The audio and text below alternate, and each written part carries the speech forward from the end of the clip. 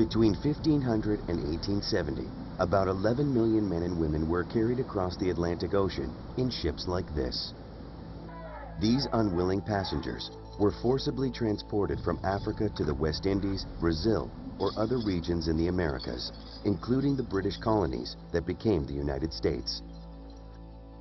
These people were enslaved Africans, and their lives on the slave ships were filled with pain, suffering, and death. The movement of these people is called the Atlantic slave trade. It was the largest migration of people in world history before the 20th century. In the 1500s, Europeans saw enslaved Africans as a source of inexpensive labor for their American colonies. European planters established plantations or large farms in the Americas to grow tobacco, sugar, and other valuable crops. As the plantations grew, more slaves were needed to work on them.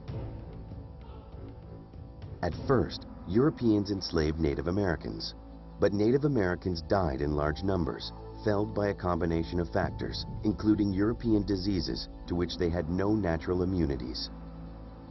Soon, Europeans turned to Africa as a source of slaves. Africans were less vulnerable to European diseases, and as strangers in this new land, they were less likely to escape. Slavery had existed in Africa and in Europe since ancient times. Most societies in sub-Saharan Africa used captives for labor. Some African kings and merchants captured people from other groups and sold them as slaves to European traders and Arab merchants. Europeans fitted themselves into existing trading patterns along the African coast, and then gradually, as the slave trade became more important, came to dominate the slave trade as a whole. The Atlantic slave trade first affected West Africa in the 1400s, when Portuguese navigators began to explore the African coast.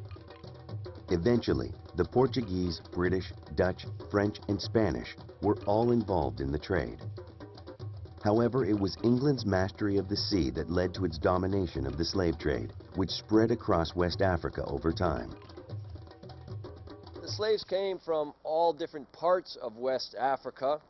Early on in the slave trade, they came from relatively near the coast. Later, they would be marched sometimes for 2 or 3 months from inland.